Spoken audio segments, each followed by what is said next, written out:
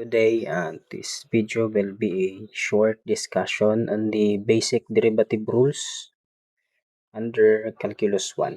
So, if we let if we let the f of x, g of x, h of x, and y be a function, natay ginatawag nga operator.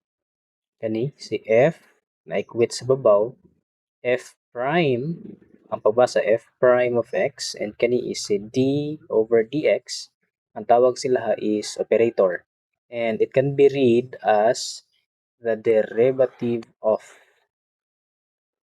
Nakadepende siya diri kung siya naka-respect kani. This one is the derivative of with respect to x. And without further ado, dito sa mga rules, basic rules niya, na ay derivative of constant values. Ang derivative sa constant values is always 0. For example, derivative sa pi, 1, 2, 3, 4, 5, 6, ayan, And sa e values, it's always 0. And ito isa, kani ang pinaka-importante, basic, magamit always sa tanan is ang power rule. This can be read as the derivative of x raised to the power of n, any numbers, any values, cn, and iyahang solution is equal to, bring down nimo si n, and then ang exponent na n minusan og 1. That would be n times x raised to n minus 1. For example, take the derivative of x cubed with respect to x. That will be equal to, bring down si 3 times x, 3 minus 1. And that is equal to 3x squared. Nalang kasayon si power rule. Always minus 1 ang exponent. And sa product rule man, if we let u and v as a function, pag duha daw ka function ang nagmultiply tapos i-take nimo ang derivative, natay formula nga u v prime plus v u prime. Meaning anong prime is ipang-take na to ang derivative.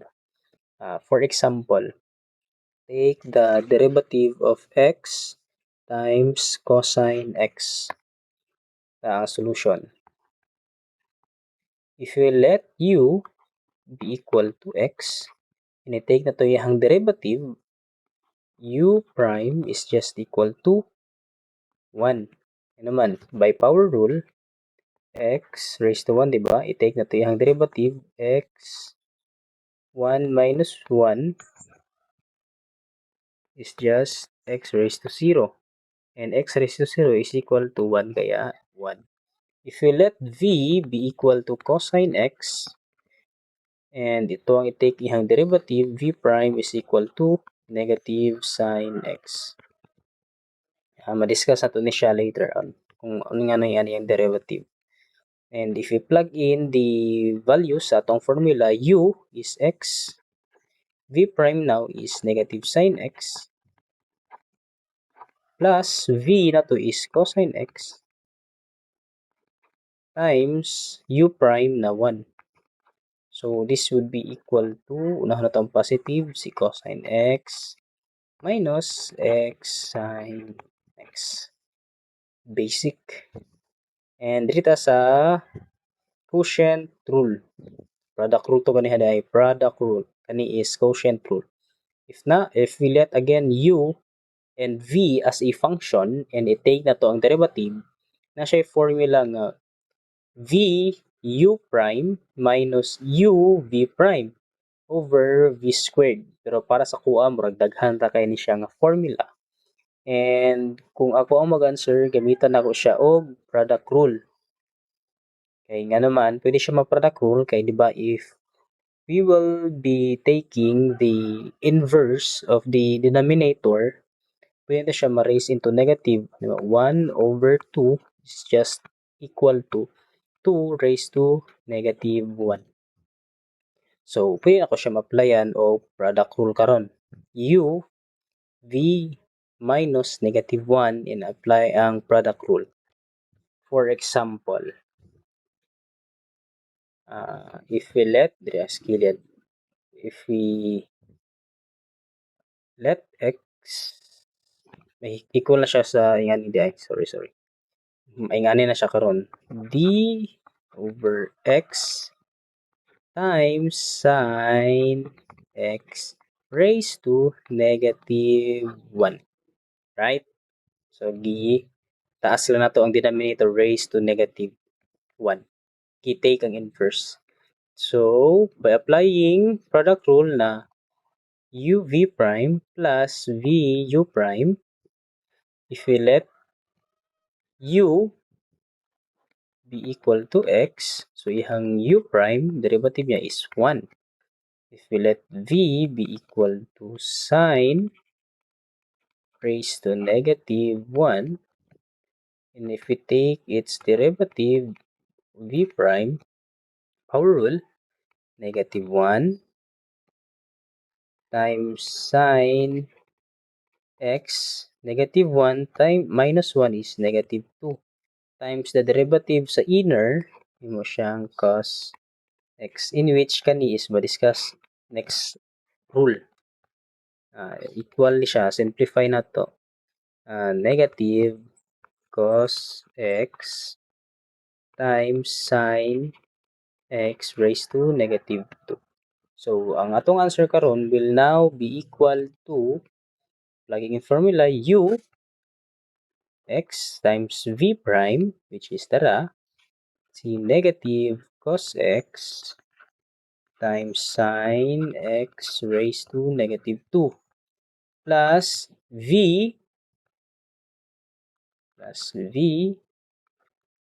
sine -1 times u prime na 1.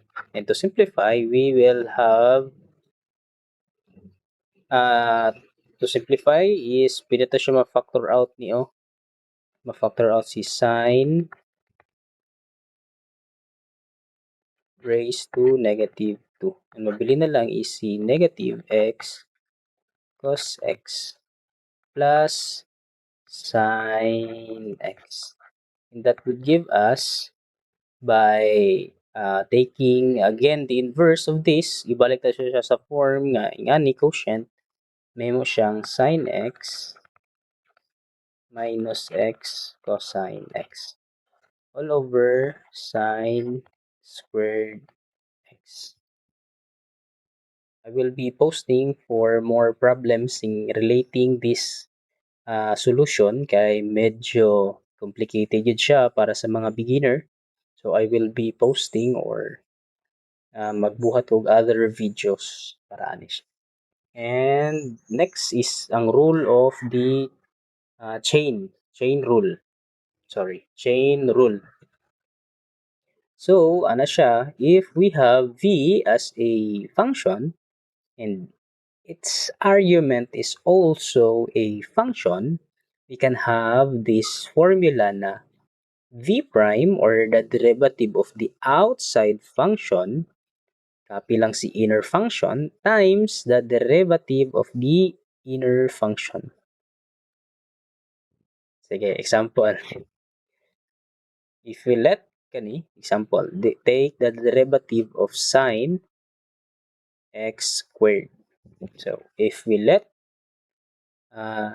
u equal to x squared, and take na to yung derivative, u prime is equal to, simple power rule, to x. So, if we let v be equal to sine x squared, diba, is gilet ato as u. So, pwede siya mabutang as u. Kay si u diri is equal kang x squared. So, v prime equal na siya karon kang cos u, right? So, this one would be equal to, copy nato ni nga formula, chain rule, v prime is cos u, tama? Times u prime is just 2x. Simplify, 2x cos u. But our problem is the original variable is in the form of x. Dapat tayo, so substitute. May mo siyang 2x cosine value sa u is x squared. Ingana lang ang chain rule. And isa pa ay ka-property sa derivative, which is the linear property of derivative. Allow me to rewrite. It's the linear